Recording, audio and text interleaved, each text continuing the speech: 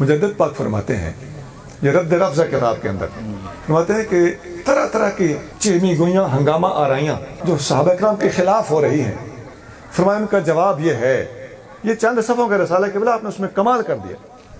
آپ فرماتے ہیں صحابہ کی شان کے بارے میں اور صحابہ کے اوپر اٹھنے والی ہر انگلی اور ہر تان کا جواب یہ ہے کہ لوگو، تمہیں اپنے پیر سے محبت ہے، اپنے پیر کے کمالات مانتے ہو، تمہارا عقیدہ ہے کہ میرے پیر کے ہاتھ میں جس نے ہاتھ دیا ہے میرا پیر اس کا ذمہ دار ہے۔ جہانگیر بھی یہ کہتا تھا، مجدد پاک کو کہتا تھا، حضور میرے لیے میرے ساتھ وعدہ کریں کہ آپ مجھے جنت میں لے کے جائیں گے۔ مجدد پاک نے فرمایا اگر میں بخشا گیا تو ضرور لے کے جاؤں گا۔ وہ بعد میں نعرے مارتا تھا، کہتا تھا میں جنتی ہوں، تمہیں کیسے پتا ہے؟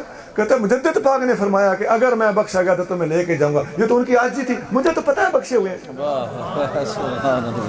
وہ بخشے ہوئے ہیں تو میں نے ان کے ساتھ ہی جانا ہے۔ وہ للکرے مارتا تھا، سونا اپنے اپنے پیر کے بارے میں تمہارا ہمارا یہ گمان ہو کہ میرے پیر میں ہاتھ دینے والے کا ہاتھ انڈائریکٹلی چلتے چلتے نبی پاک کے ہاتھ تک پہنچتا ہے تو تمہارے سلسلہ تمہیں تار کے رکھ دیتا ہے۔ تو جو سلسلوں کا مڈ ہے، بنیاد ہے، اصل ہے، سب کچھ ہے محمد کریم کے اپنے ہاتھوں میں، جس نے ہاتھ دیا ہے، تم اس کے آقا کے ہاتھوں میں ہاتھ دیے ہوئے کی لاج کیوں نہیں مانتے؟ نعرہ تکبیر، نعرہ رسالت۔ صحابہ پر ہونے والے ہر سوال کا جواب دیا ہے، اور مجدد پاک نے مخالفین کو رگڑ کے رکھ دیا ہے، دل کو لگنے والی بات ارشاد فرمائی ہے۔ تیرے پیر کا کوئی لنگر کھا لے تو بخشا ہوا ہے، تیرے پیر کا پانی پی لے تو بخشا ہوا ہے۔ بعض بزرگ کہتے ہیں کہ میرے علاقے میں آ گئے تو بخشا ہوا ہے، بعض بزرگ کہتے ہیں میرے دروازے میں سے گزر گیا تو بخشا ہوا ہے۔ یہ باتیں درست ہوں گی، بالکل میں اس کا رد نہیں کر رہا، ٹھیک ہے بھائی۔ دیکھو نا، حضور فرماتے ہیں کہ اللہ کے ولی ایسے ہوتے ہیں، اللہ کے بندے ایسے ہوتے ہیں کہ اگر وہ اللہ کی قسم کھا کے کہہ دیں کہ اللہ ایسا کرے گا تو وہ اللہ ایسا کر دیتا ہے، ان کی قسم کی لاج رکھ لیتا۔ مسلم شریف میں حدیث ہے۔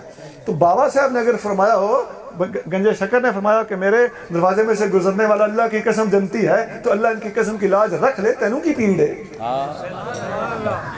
لیکن سوال یہ ہے کہ اگر بابا صاحب کو یہ کمال حاصل ہے تو جس نے نبی پاک کا دروازہ گزرا ہے، جس نے آقا صلی اللہ علیہ وسلم کا در دیکھا ہے، جس نے حضور کا چہرہ دیکھا ہے، جس نے حضور کے پیچھے نماز پڑھی ہے، حضور نے فرمایا تھا اہدنا الصراط المستقیم، یا اللہ ہمیں سیدھی راہ پہ رکھ، تو اس نے کہا تھا آمین۔ تو اس کی شان کو تو کیسے پہنچ سکتا ہے؟ سونا، جہاں ہاتھ نہ پہنچتا ہو نا وہاں پر ٹپتے نہیں ہیں، پلمبتے نہیں ہیں، تھلے بہ جا۔ مجدد پاک نے ایک اصول دیا ہے، جیسے میں نے پہلے کہا تھا نا کہ اتباع سنت کے حوالے سے آپ کو یہ قول یاد کر لو کہ دوپہر کا تھوڑا سا قیلولہ کروڑوں راتیں جاگنے سے بہتر ہے، کیونکہ اس میں سنت مصطفیٰ کا اتباع موجود ہے۔ تو پھر سونا یہ جملہ بھی برائے مہربانی یاد کر لو کہ یار آج کل کے پیر بزرگ بڑی ہستی والے ہیں، ماشاءاللہ، ان کا لنگر کھانا، ان کا چہرہ دیکھنا، ان کے ہاتھ میں ہاتھ دینا، اگر اتنی برکتوں کا حامل ہو سکتا ہے اور پیر ذمہ دار ہے اپنے ہر مرید کا، تو محمد کریم صلی اللہ تعالی علیہ وسلم کو تم لجپال نہیں سمجھتے؟ کیا وہ کسی صحابی کو جہنم جانے دیں گے خاص نے کچھ بھی کیا ہو؟